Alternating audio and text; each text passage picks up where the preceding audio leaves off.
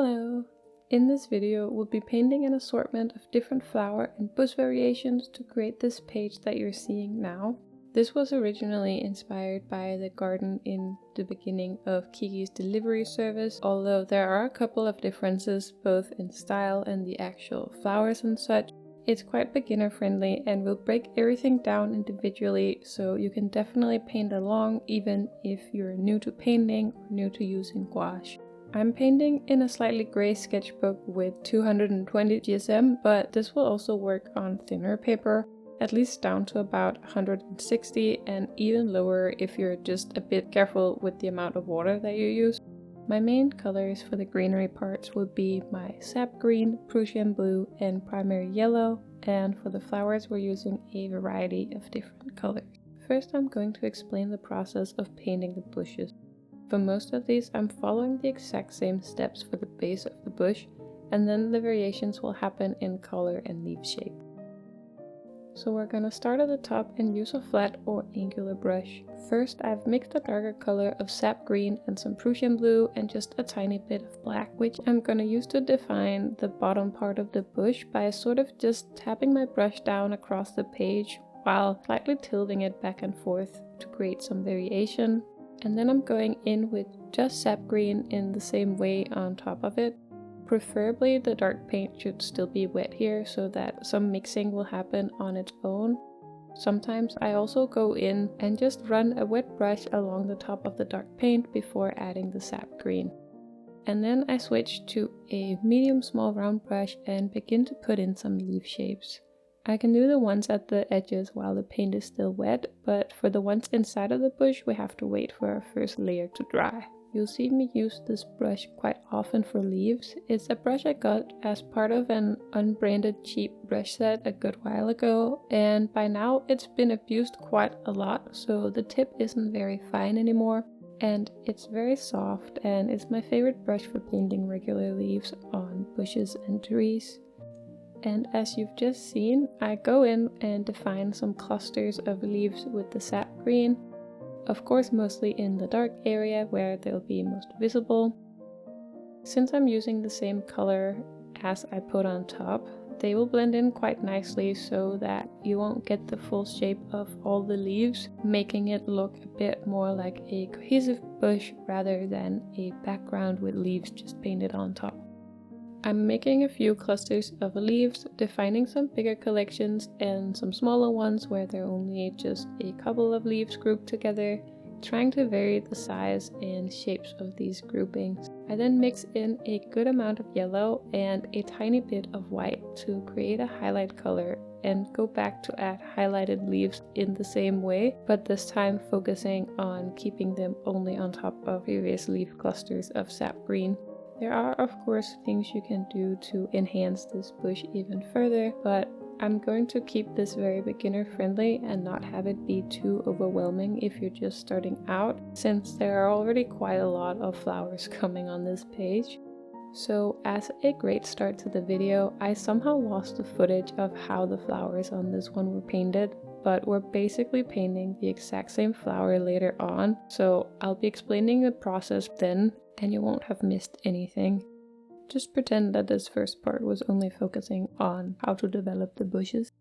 For the next bush, we're going to be following these steps again with just a couple of variations. First, I've varied the color a bit to create a bush which naturally has more bluish tones. To do this, for the darkest color I added more Prussian blue and a little more black. For the middle color I mixed sap green with a little Prussian blue and a tiny bit of white, and for the highlights I added even more white to this. And this helps in a lot of paintings where you're painting a lot of different foliage to just vary up the temperature of the green. The first one was a very basic variation, then this one is a lot cooler, and later we'll also be using some that are warmer in their color. For the leaves of this bush, I'm making them a bit more slender than the previous bush by just painting them in a very short straight line, keeping the pressure of the brush throughout. I'm also placing these leaves in clusters that are a little more like a line of parallel strokes of about 3 to 6 leaves in a row.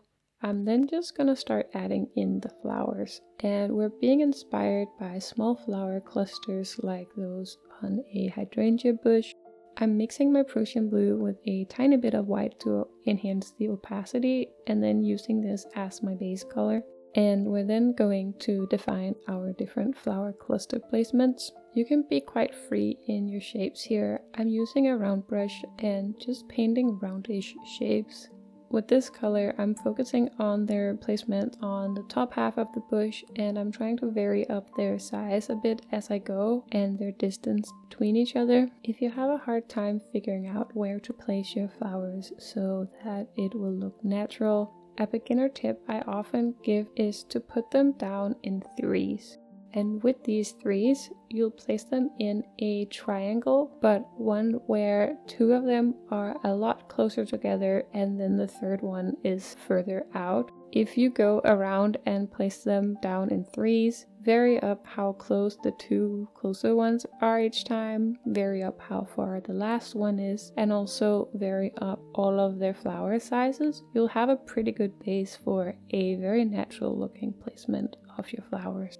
Then on the bottom of the bush, the flowers will probably be in a bit more of a shadow, so we can add a bit more black to our color for a darker shade and paint flowers there as well. With this shade, we can also go back to the first flowers and add their shadows. I'm just going across the bottom and dabbing my brush down. On the bigger clusters, I also go up towards the middle part and add a couple of shadow areas as well. Then I'm going in with highlights by mixing a little more white into my paint. Here I'm also just dabbing, but now of course on top of the flowers, and compared to the shadows that are quite spread out across the bottom, the highlights I'm gonna keep more cluster-like and have some space in between them where you can see the base color still. I also went back a second time with highlights, including even more white. So for the next bush, we're going to be working in greens that are a bit warmer. So instead of mixing with Prussian blue as in the last one, this time I'm doing the same mixing but with yellow ochre instead. And then I'm just starting out with the shape of the bush in the darkest color, and I'm varying up the shape here by having it be a bit flatter and longer. For this one, we're going to be simulating a lot of tiny branches sticking out with their own set of leaves on. Sort of like how a typical box hedging grows on top. I also want to make the smaller branch leaves have a slight gradient so that their most newly grown leaves are a lighter color. So with our middle color of sap green mixed with some yellow ochre, first I'm mixing in a little bit of black to get it slightly darker but not as dark as the background color. And then I'm going to start defining where those small individual branches will go. Since I'm going for the gradient, I'm only painting the about 2 to 6 leaves that would be the closest to the stem, and also I'm keeping these in the bottom, since for the branches further up, I'll have their darkest color be slightly lighter than this. I'll then move on to the base color and continue the individual branches upwards with a few more leaves, and at the top of the bush I'll also start defining some more branches. Lastly, I'll mix in some yellow ochre and a little bit of white for the top of the branches, which will have the most newly made leaves, which are often lighter in color. And I'll just put like 1 to 3 of these leaves as the top. Through this, I've also included a couple of leaves around that are not necessarily coming from a specific branch, but more to have an illusion of a lot more branches behind the ones we're able to make out. For the flowers of this shrub, I'm making them in the exact same way as the small branches, but I'm making them in red instead. I'm using signal red, and for the darkest parts, I've mixed it with a bit of our darkest green from the bush to darken and desaturate. To make the red more opaque on its own, I mixed in a bit of yellow ochre and white to make it a bright red rather than a pink. And for the highlights, I'm mixing with a bit of white and a bit of yellow, trying to still keep some of the warmth of the red rather than just make it pink with white. And that's it for this bush.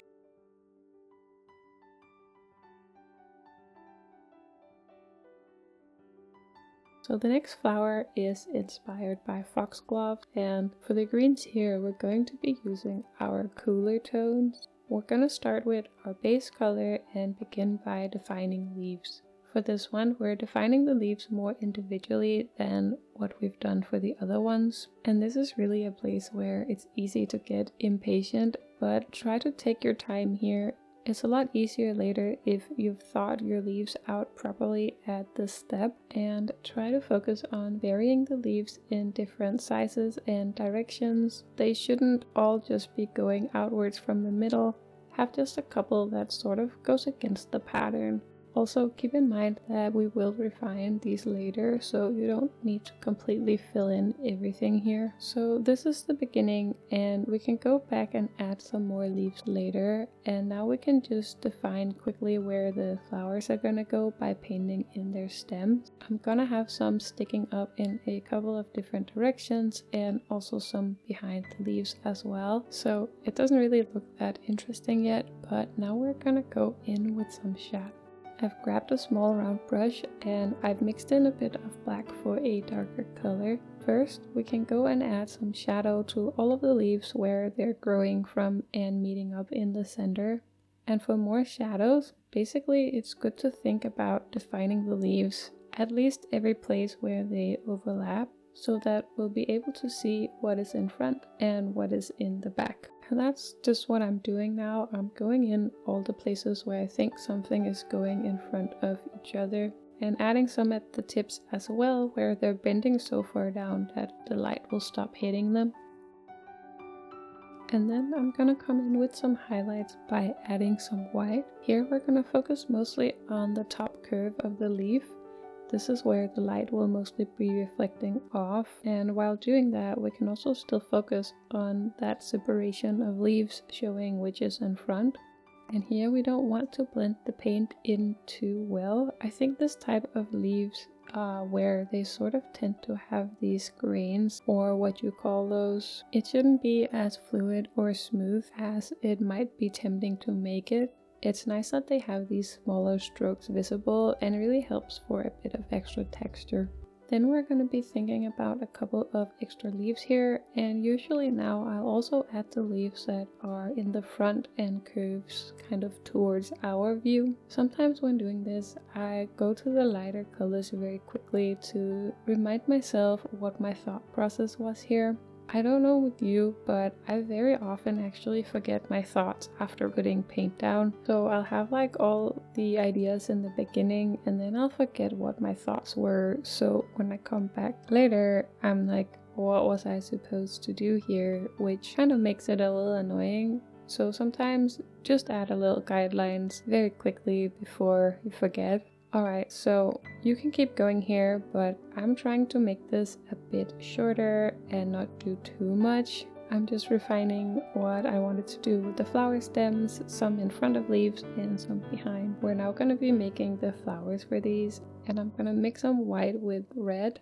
I'm using Carmine Red just because that was what I had on my palette. And I'm gonna start by putting down some flowers. They have this trumpet shape that I'm gonna keep in mind, and I'm just going up the stem, remembering to vary when they go in front of the stem and off to the side, and of course being smaller as we go upwards. And my shapes here are a mix of purposeful round trumpets and sort of some random ones. I often like to have some randomness by doing random circly shapes and see how it goes. Kind of thinking, well, I'm gonna fix it later. I sometimes hate it later, but I do think it often ends up having a very natural look to it. Alright, so here we have our main initial flowers. What you might see with these types of flowers are at the top, since they're growing upwards, they still have some of their initial green. So I'm just going back and introducing that to the tops, and it really doesn't have to be all of them, just a couple of green dots here and there.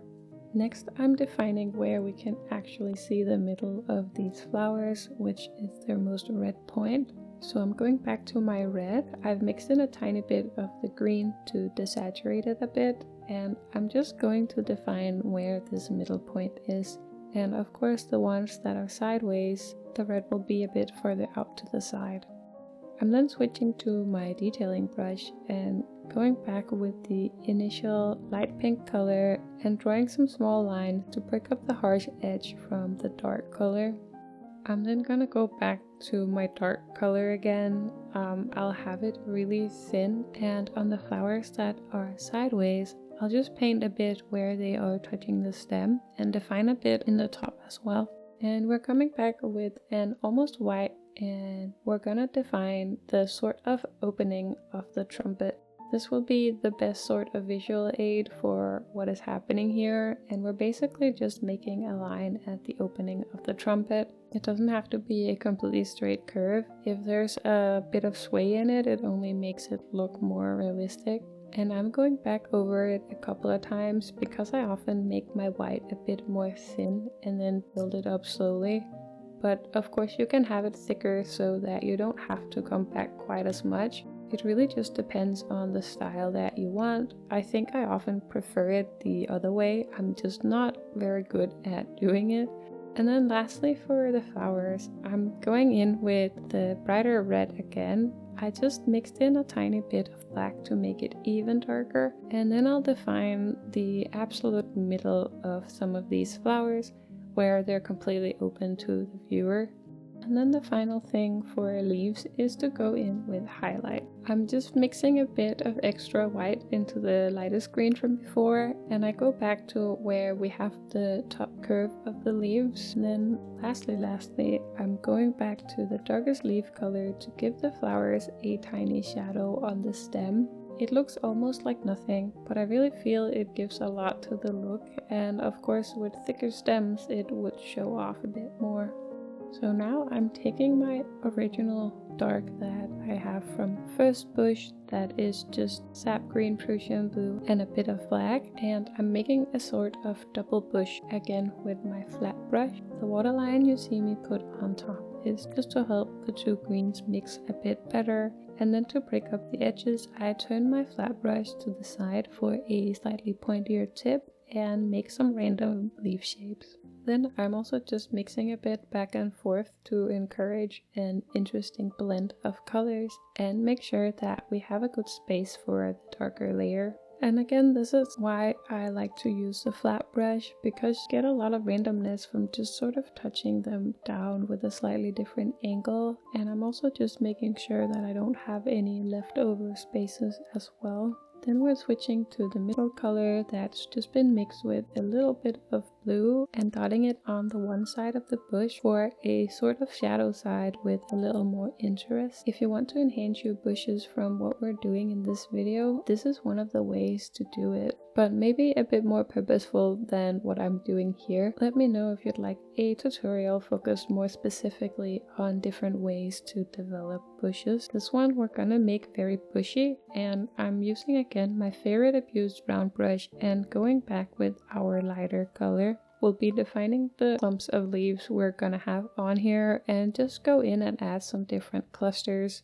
It's hard to say exactly where this makes sense. It can make sense kind of anywhere, I guess, but making a cluster in the front for where there might be some popping out towards us, and also a couple of collections of leaves that are a bit higher than the rest of the bush would be some good options. Just sort of breaking up the larger dark area into smaller sections and clustering the leaves on each section you define. I'm trying to make sure I don't just put leaves everywhere, so I'm also making sure to have some space in between them left over. So now I'm gonna define where we have the flowers, and I'm gonna be doing yellow flowers here. First I mixed a yellow with a tiny bit of red to have it be a little more full.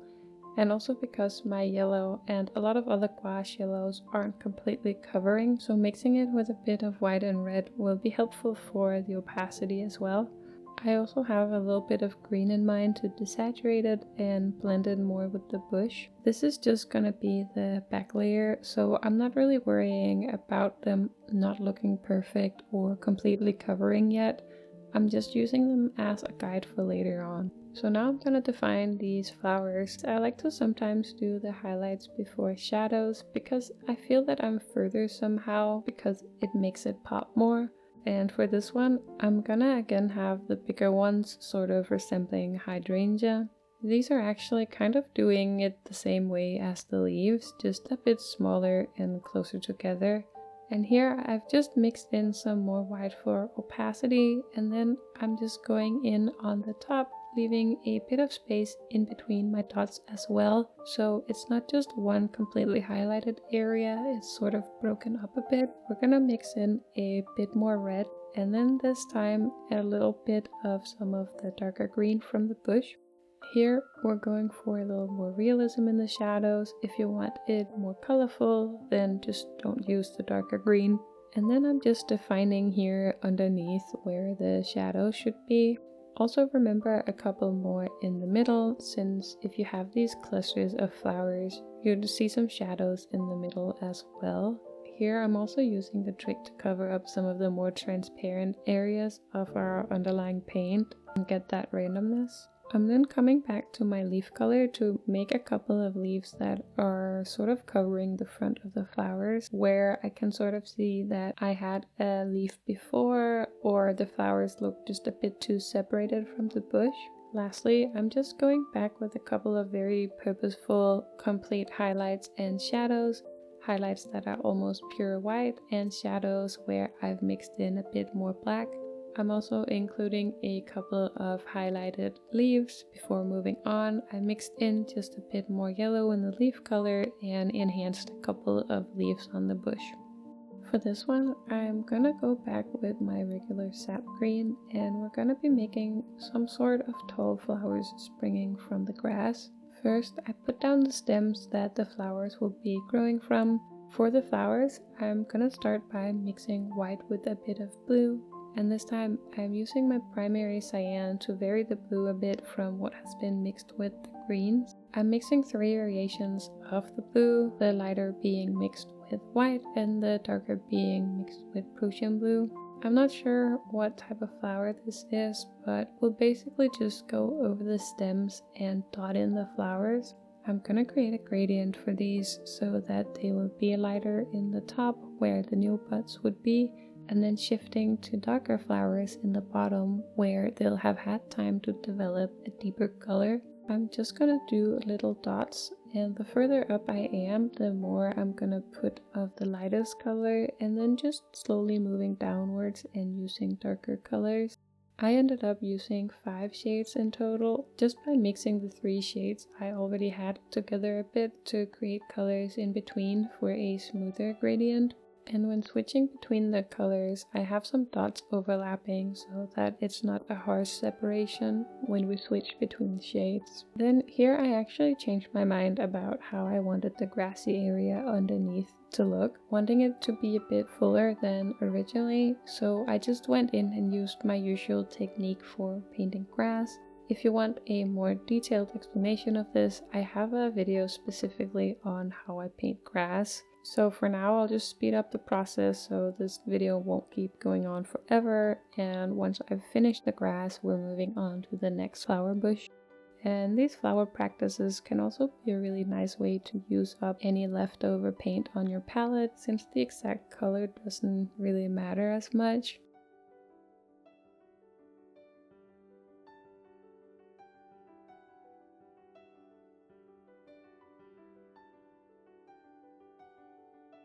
So over here we're going to be making a rose bush. I'm going back to use the cooler greens for this bush, even mixing in just a tiny bit more blue than last time. I also didn't realize that I was still zoomed in, so I apologize for the corner bush painting, but I'm fixing it in just a moment. And then for the shape of this one, you can imagine sort of 3 circles stacked as a pyramid. I'm again going in with my flat or angular brush and defining this shape with the darkest color, leaving a bit of room on top for our middle color. If you're imagining the 3 circles, I'm also adding a bit of the middle color on top of the 2 bottom circles at this stage before the background layer dries. While I wait for the drying, I also go in and create some leaf shapes around the bottom. I then move to the middle color, adding a tiny bit of white, and start defining these 3 areas a bit more. For this, I'm gonna try to vary up how I do the leaves a bit. So here I'm gonna do more of a couple of strings together in sort of a straight line like we did in the first blue bush, but just having even smaller leaves in these sections. I'm going around in a sort of circle from what I define as the top of each section, slowly moving downwards. And then down at the bottom, I'm not really doing it as much. We're just gonna do a couple around, not necessarily following the pattern. Alright, so now this still looks a little too perfect, not very natural. So I'm gonna go and make a couple of places where we're adding leaves that sort of goes against the pattern, and just add a couple of leaves around to break the similarities up. Then I'm also going to add a little bit of black in our darkest color to just get it a tiny bit darker. And I'm gonna go in with a subtle couple of hints of a little more shadow, just doing this in the bottom where there isn't a lot going on. And then we're gonna wait a bit with the highlights. And now I'm making the roses. I was initially gonna make these yellow, but I felt like maybe with the things we have here, it would be nicer to make them pink instead. So for these, we're gonna mix our red with a tiny bit of black first to darken it a bit and give it some opacity and not have it too bright. And then I'm just gonna define where we actually see the roses. I ended up thinking they were a little bit too crazy, so I came back with a bit of a darker center in the middle here. And then I switched to a detailing brush for painting the leaves. I was actually going for quite light roses, which you'll see didn't really happen, but I'm just mixing in a bit more white and then defining some of the leaf shapes of the roses. I like to just paint little lines around the middle in a circle and sort of just move outwards as I go, painting around the previous lines. Also, full disclaimer, I am not yet the best at painting roses. I haven't quite cracked the code, and I do tend to get very impatient with these and mess them up, but I'm still searching for a process that fits me. After the initial leaves, I'm going to come back with a color that has had just a tiny bit more white added, and then I'm going to go over those leaves again. I'm going back to do this twice with a lighter and lighter color, and the lighter we go, the further out in the rose circles I'm gonna make them, so that the center of the rose stays the darkest and the outer layer are the lightest. Here I ended up making a mistake that I do quite often. I end up making the difference in color value bigger than I actually wanted. I add too much white every time because I'm trying to rush the process from being impatient with roses. So just be aware that if you're making the roses like this, maybe you don't need quite this much difference between the lightest and darkest color. But of course, everything is completely up to you and the style you're going for. And I'm gonna leave this bush here and move on to something that I find a bit more exciting. This next one is going to be our sort of mix between a poppy and a peony. We're making this one with almost the same bush colors as the rose bush, and I'm gonna make this one almost just straight up round. I'd say that you probably know the process for the bush part by now, so I'm not going to explain it too much. These flowers will be jumping out of the bush, so I'm adding a couple of stems going upwards, and then I've mixed my red with a bit of black, and I'm gonna put in the base of the flowers. These are gonna be some big plump flowers, so I'm making these quite large and then finishing up the bush underneath while they dry.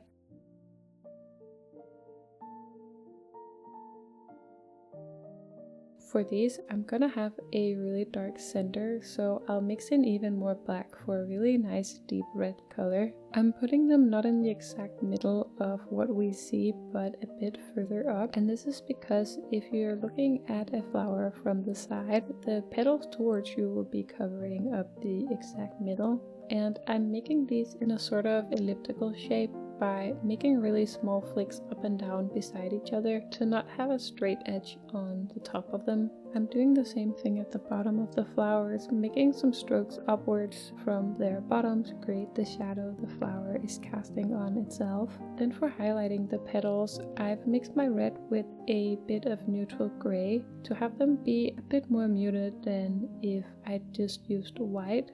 If you imagine the shape of the flower as a ball, we're going to be putting these only on the top edge of that ball. We're going to have highlights all the way around, but we're not making them continuous all the way around. Again, I'm using small flicks of the brush to simulate individual petals being highlighted. I'll do a couple in a row and then I'll pause for a bit to create a space with no highlights. I'm imagining these petals having a curve sort of like how peonies are curved, and with that, when I'm adding highlights on the sides, I'll curve them slightly inwards towards the middle to create a shape that has a bit more interest to it.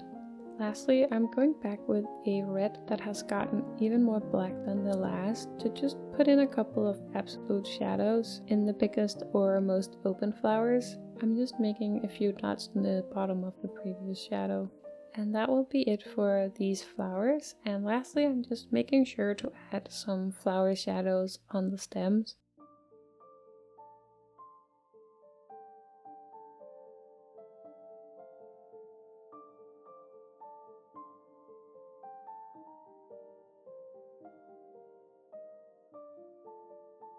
To the left of this, I'm gonna be making a bush with flowers very close to the ones I missed footage of in the beginning, resembling the lupine flowers. Here again, the process for the bush is the same. This time I'm going in with greens that have just a hint of yellow ochre in them. The shadow is mixed with black rather than Prussian blue, and the highlight is sap green mixed with only yellow ochre. For the leaves of the bush, I'm here making them a bit more slender and in small clusters of about 3 to 6 that are connected in their middle, sort of like how bamboo leaves are connected. For the flowers, first I've mixed my primary yellow with a bit of yellow ochre to calm the bright yellow down a bit, as well as upping the opacity. I'm then painting the whole shape of the flower, which is basically a bean that is pointy in one end. For this one, I'm making sure to have them be curved, but you can also make a variation where they're pointing straight up, although then I'd advise you to vary up their color or length a bit more for them to look more natural. But here I'm curving them instead, making sure that they aren't all curved in the same way or with the same intensity, and also having some of them going in front of each other, which I could have definitely done a bit more here. And don't worry if you can see the stem through here at this stage, most of this layer will be covered up. But of course, if it's very transparent, you can paint another layer on top before moving on, or mix in a bit more of the yellow ochre and white to enhance opacity. Next, I again mixed yellow with yellow ochre and white, but this time in the opposite ratio, more white and just a hint of the yellow ochre. And then I used this to make almost fluffy bee-like stripes. We want them to look as plump as possible, and to do this you can use small dots with a round brush and just dotting beside each other. Here, focus on the side of the flower that would be pointing most upwards and have the stripes be thicker towards the middle of our bean shape. You don't need to have the stripes go all the way across. You can fade out the dots as you approach the edges. I'm then coming back with a shadow. Here I mixed my yellow and ochre mixture with a bit of signal red to get a more orange hue for the shadow. I'm then painting above the lines I just made, again with dots, and having them be focused more on the other side of each bean, so that the highlight from before would be heavier on one side and these shadows heavier on the opposite side. That being said, I am including a couple of dots that are also on both sides, just not an equal amount. I then mixed in a tiny bit of sap green into the shadow color and focused on the bottom lines towards the shadow side. I used the green to both darken the shadows but also to have a better connection between the flower and the bush color. And lastly, we go in with highlights that have even more white in them, focusing again on the highlighted stripes and just putting a couple of dots on the highlight side, but not completely out towards the edge. You should keep them just a tiny bit further in towards the middle. Imagine looking at a sphere. The absolute highlight won't be on the edge of it, but it will be a bit farther in towards the middle. Our last flower will be inspired by lavender. This time for the greens, we aren't using any blue at all, only sap green, yellow ochre, and black. I'm starting with a mix of all three paints with quite a lot of black and a medium round brush. Then we're going to be painting a bunch of longer leaves springing up from a center. Of course you shouldn't adhere to this center 100%, but have the leaves spring up from somewhere around your defined center. I'm also going to have mine be tilting towards the left, so I'll have the leaves move out further on that side. Along with this, I'll generally have longer leaves on the back and a few short ones in the front, curving directly out towards the view. Once you've created a shape that you're happy with, mix in a bit more green and ochre to lighten it up, and then we can start defining our flower stem. These will be quite long as well, and try to remember to have them curved slightly differently from each other. Some a little more straight, some shorter, some longer, and maybe some in front of each other as well. Then with that same color, we can go in and define our next layer of leaves. Where the foxglove flower earlier had a lot of definition on the leaves individually, here we're striving for a more overall collective look of leaves, and we're creating the bushiness from the leaves slowly getting lighter. So we're following the same shape as the background layer, and then we're just putting in more leaves in this lighter color. For the flowers, I'm going with purple. My purple color is a bluish violet, so I mixed in a bit of red to get a warmer purple, but of course you can mix it however you like. And then we can start defining the flowers. As I said, this is inspired by lavender, so I'm making small clusters of flowers going up the stem while leaving some spaces in between and having the clusters be very small at the tip. Also, if you're ever unsure if you have enough of a color, just make sure not to put it down side by side. But instead you can sort of jump back and forth between different ones so that if you have to mix more paint, it won't look weird that all of the left side has one color flowers, for an example, and then the right side will have a slightly different color. But instead they'll be mixed like in between each other, which then looks quite natural. I'm then mixing in some black for the shadows and going back with a detailing brush. Here again, we'll make a couple of dots at the bottom of the flowers. You don't need to cover the full bottom with shadow. It'll create more of an interest for the eye if there is some variation along the bottom. Also, for the ones that are a bit of a bigger cluster, I'll go in at about the middle and put a couple of dots to sort of separate the clusters in two. And remember here that the bottom of the flower is not the one pointing towards the stem, but the one pointing towards the ground where the sun isn't coming from. So for the more sideways flowers, the shadow might shift in its position. You probably guessed it by now, but now we're gonna come back with a highlight. I'm again just mixing in a bit of white, and then I'm doing the same thing as with the shadow, but on the top instead, focusing on the area where the sun would hit and just including a couple of dots rather than covering the whole surface. Lastly, for the flowers, I'll add even more white and come back on top of some of the previous highlights to lighten them up even more. I'm doing this a bit more sparingly, but making sure to still have them at all the places where I think a little more highlight is needed. This is also where you can add some if you feel like a flower is being lost in the background. If the values are too similar, it can be hard to distinguish even if the colors aren't the same. You see it happening on my lavenders as well. The ones that are down in the leaves are a little harder to make out. Lastly, we can come back and add a couple more leaves where needed. I'm adding both some dark ones and a couple of lighter ones on top. Here I'm also focusing on making more of the ones that are pointing towards the view. So now we're done with painting all of the different flowers, and I'm just gonna share a quick way of how I like to enhance my sketchbook pages a bit while getting in some practice. And that is to just use any leftover paint to paint grass in between these different sketches. It's a great way to use some of that empty space to practice painting different grass clusters for both brush control or how the clusters can look, and also just sort of makes the page look more finished overall. And so that was all for this video. If you followed along and painted all of the different variations, I think you should be pretty well equipped to start making your your own combinations of bushes, flowers, leaf types, and colors. And of course, if you did paint this page, I'd love to see how it turned out, and you can always tag me or message me on Instagram. Please feel free to ask any questions in the comments or give me any feedback on these videos.